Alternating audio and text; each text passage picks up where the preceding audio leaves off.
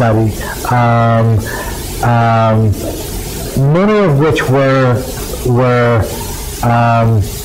while they were not asked to go out and work, had major responsibilities at home in terms of rearing younger siblings, in terms of being cultural brokers for their parents, but we're also more likely to make relationships with teachers. Of the college goers, and this could be an artifact of my sample, of the college goers, all of the female respondents talked about positive relationships with more than 2 adults. A fourth of the early exiters talked about relationships with adults, versus not quite all of the males in the college goer category, and very few of the males in the early exeter. And so for a lot of the female respondents, what was happening in the family had a lot to do with them seeking out help and assistance for school and moving on to college.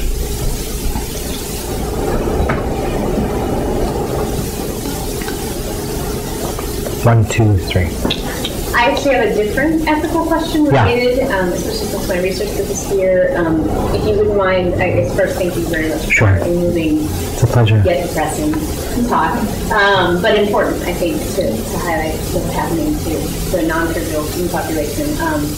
But in terms of how you approach first identifying students for this kind of work, and what are the things that scholars need to be careful about when studying such an incredibly vulnerable population? What kinds of things have come up for you as you really important questions.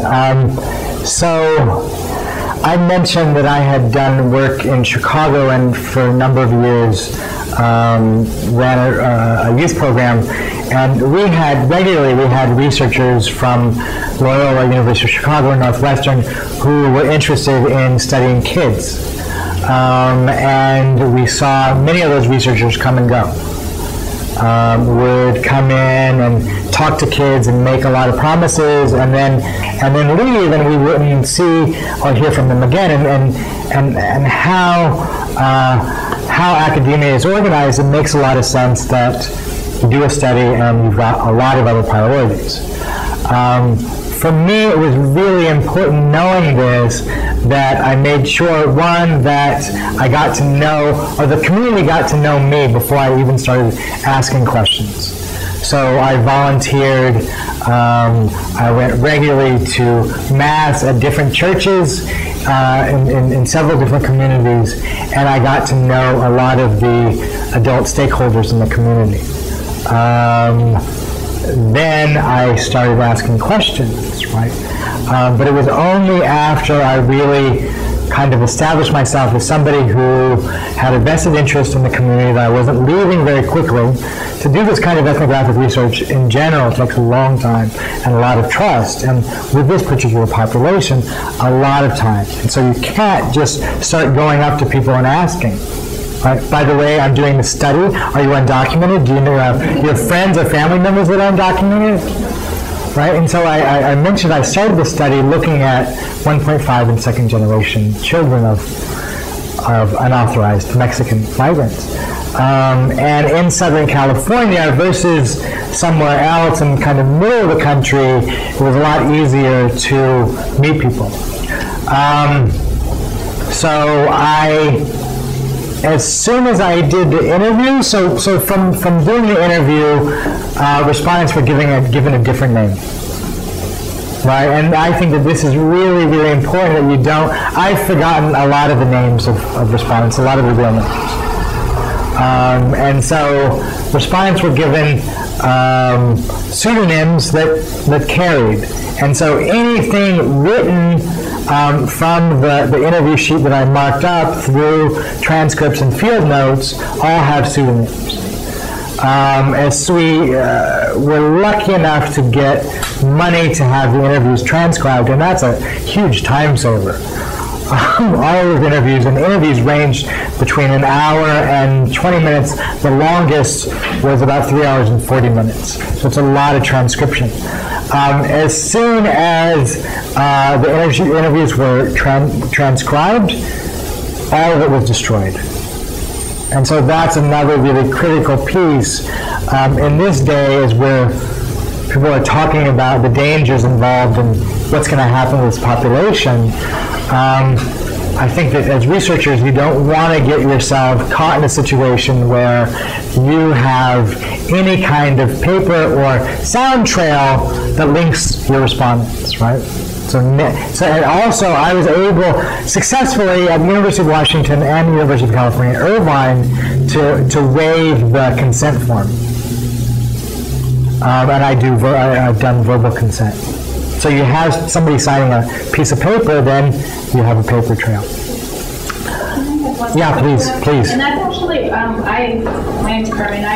My work also involves documents too, as Genevieve said, and Gonzales here. And I found that that's one of the key pieces where you can gain trust from using documents, because they know that there is nothing visible written that shows that it was them who actually signed the actual document. So they're more willing to participate, they're more willing to give you and provide information that you normally wouldn't get if you had them, signing documents left and right. So that's what I would definitely say for those of you that are interested in doing work with this particular population. That's something that's very, very critical for them. You mean verbal consent? Yes, not actually like waiving the verbal consent, which is something that I also didn't know. And I found that the trust, just out of once they said, oh, okay, I don't have to sign anything, I don't have to, they were a lot more comfortable with being open about anything like that. That's a very good point. Do you have a follow-up? Okay, I just saw a look on your face. I thought you were going to ask a question. No, because I was trying to just get like that a hard time. So was there a particular, was IRB, did you have to educate them, or did they already understand? We had several conversations, but unlike some experiences of other people I know, the process was relatively smooth. And I put up all of that ammunition up front. Not going to do this, not going to do this, not going to do this. But they were over 18, right? They were over 18. Were you because I think that might also be another... You can get it through verbally, because I have. Under 18. For under 18. I got under 18 and oral consent and everything, but it's hard. Sure. Yeah, it's challenging, but you can do it. It's not easy. I would also encourage people... It's a tough population to study, and it's become really popular. In California, in particular, there are a ton of very, very good dissertations. I want to encourage people, and a lot of them in Southern California are coming from UCLA, and graduate students interviewing UCLA students. So I want to encourage people to really kind of branch out, because if all we know is about the high achievers, we're sampling out a dependent variable, right? So we're saying here are, and so there's a decent article out that's on resilience of undocumented students and about their high rates of civic participation. But if you interview those who are civically involved, chances are you're going to get a big number of civically minded respondents, right? And so really encouraging folks to do the really hard work of talking to young people under the age of 18 who are at very, very critical times, talking about people who've been sifted in one way or the other out of the school system, right? Okay, yes. Yeah, so this follows up on that. I was wondering if you could talk about the relationship between the illegalization of undocumented students and the criminalization of students of color more broadly? Sure. And I think that, I spoke of these students on a daily basis, looking over their shoulders, really worried. I've got to get to school, I've got to get to work, I'm helping out with my mom, so I have to drive, I have to work, but stressed out constantly about this. What happens if I get pulled over? So what does it mean to be undocumented, but moreover, what does it mean to get profiled, right? And a lot of those who become profiled, right, are those who look like, those who fit some sort of pattern, right? And when we're in the days of what's happening in Arizona and across the country, several in the last month, several incidents of police brutality and police shooting civilians. What does it mean to be undocumented, but also to be a brown-skinned young woman or man? Right? A lot of this gets conflated. Do a Google search. We can do a Google search on illegal and get lots of stuff on illegal aliens. Do a Google search on undocumented. But I challenge you then, just do a Google search on Mexican. And what do you get? That's right, a lot of, somebody could do it now, a lot of stuff on illegal, right? So this conflation of being brown, Latino, Asian, otherwise, with being illegal, right? That's very much a reality, right, in popular discourse, in day-to-day community practice. Yeah, please. So you looked at those two institutions, the school and the immigration system, but yeah. Wondering about the criminal justice system. Sure. And I was doing interviews at a time where deportations had risen, where in Southern California the regular DUI checkpoints set up, where the community knows and people text each other. Look for the DUI checkpoint here, avoid this area, and mass deportations, right? And so the last 6 months of my interviews, a good 4 out of 5 respondents knew somebody who had been deported in their life and feared deportation. And I was hearing stories from students, from young people who their next door neighbor was picked up in a raid across the street.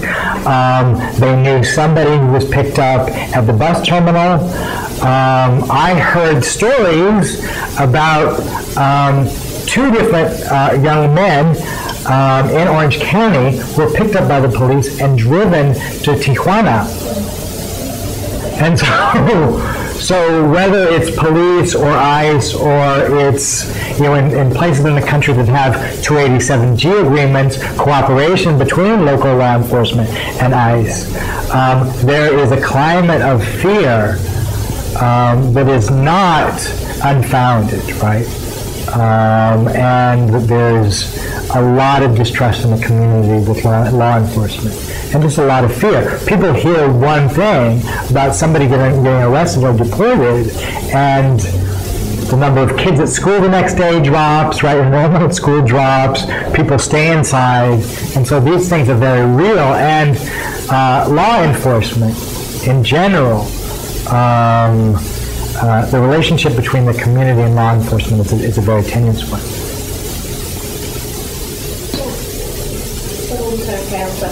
Sure. First of all, I really enjoyed your time. I know it's the picture. Thank you. I was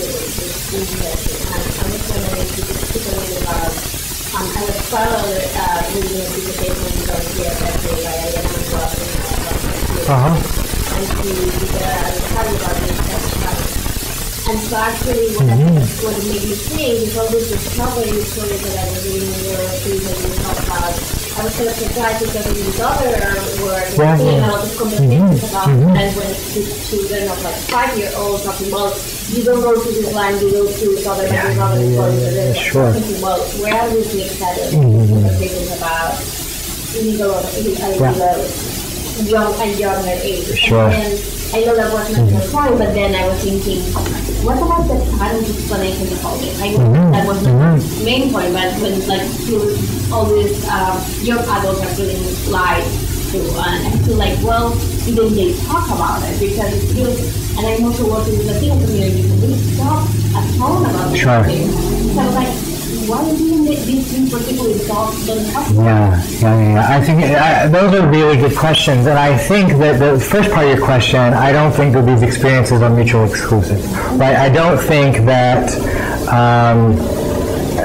that it's not. I don't think that some member of the family, there's a situation where some don't know, some know.